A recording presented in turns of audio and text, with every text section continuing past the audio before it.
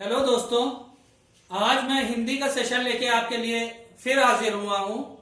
अब हिंदी में हम ऐसे टॉपिक पे बात करेंगे। हिंदी के जो मिक्स क्वेश्चन है, क्योंकि अब कंपटीशन के हिसाब से मैं तैयारी कराऊंगा, सब सब्जेक्ट की तैयारी कराऊंगा। सब सब्जेक्ट में मिक्स क्वेश्चन ही चलेंगे। ठीक है, चलिए स्टार्ट करते हैं। आज ये हिंदी का सेशन हम लोग। पहला है स्थायी भावों की संख्या। जो रस होते हैं उनके कई प्रकार होते हैं, श्रृंगार रस, वीर रस, वात्सल रस आदि। तो उसमें सभी के स्थायी भाव होते हैं।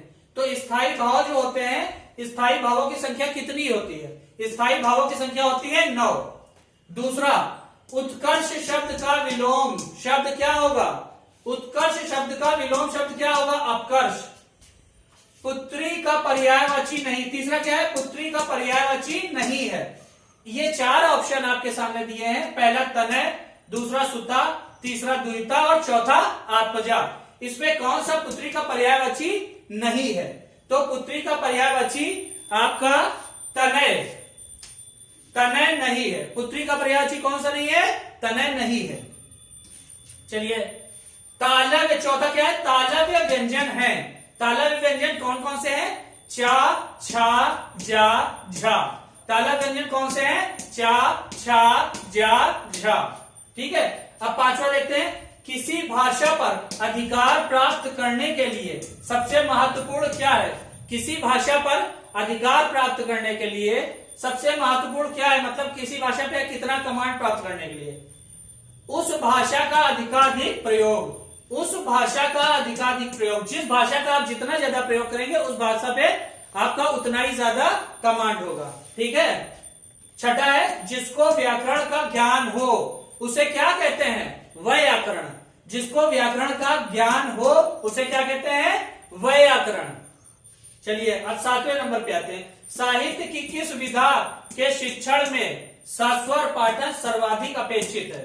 साहित्य की किस विधा के शिक्षण में सस्वर पठन सर्वाधिक अपेक्षित है? एकांकी।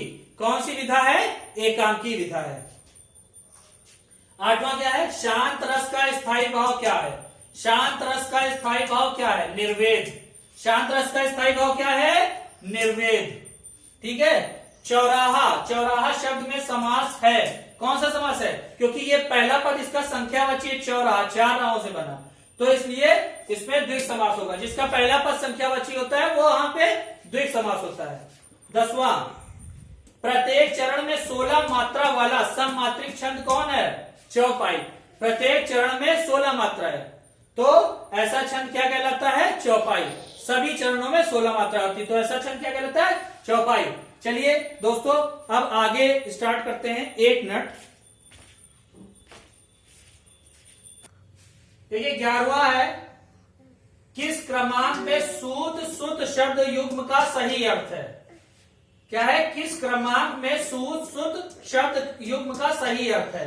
पहला ऑप्शन है धागा घोड़ा, दूसरा ऑप्शन है पुत्र सुई, तीसरा ऑप्शन है सारथी धागा और चौथा ऑप्शन क्या है? सारथी और पुत्र। तो सूत मतलब सारथी और सुत मतलब पुत्र। तो आपका ये डी ऑप्शन सही होगा। आपका डी ऑप्शन सही होगा। ठीक है। अब चलिए देखते हैं 12वां, विद्यालय में संधि है। विद्यालय में कौन सी संधि है? स्वर संधि, व्यंजन संधि, विसर्ग संधि, कोई नहीं इसमें में से। तो विद्यालय में स्वर संधि है, क्योंकि इसमें स्वरों का मिलन हुआ है। तो विद्यालय में कौन सी संधि है? स्वर संधि।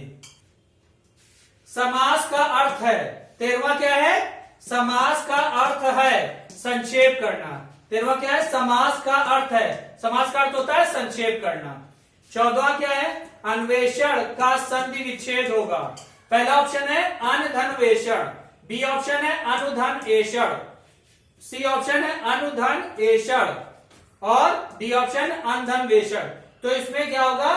सी ऑप्शन सही होगा, अनुधन एषण। उ छोटा उ और छोटा ए मिलके वाह हो जाएगा, तो अन्वेषण हो जाएगा। सही तत्सम शब्द का चयन करें। बकरी, बंदर, तीसरा आम और चौथा गांव। तो इसमें सही तत्सम, तत्सम मतलब शुद्ध होता है, तो शुद्ध शब्द सबसे क्या है? इसमें आम्र है, तो इसलिए आपका सी ऑप्शन सही हो जाएगा। ठीक है। 14वें में हमने ये निशान नहीं लगाया था, टिक नहीं लगाया था, अनुधन एषण, ये सी ऑप्शन सही होगा। और 15वें में सी ऑप्शन आम्र सही होगा। ठीक है दोस्तों, थैंक्स फॉर वॉचिंग। अब आगे फिर मिलेंगे आगे के सेशन में दूसरा सब्जेक्ट लेके, फिर हिंदी का जब टर्न आएगा तब हिंदी लेके उपस्थित होगा। ठीक है, सभी सब्जेक्ट में लेके उपस्थित होगा। Okay, good bye.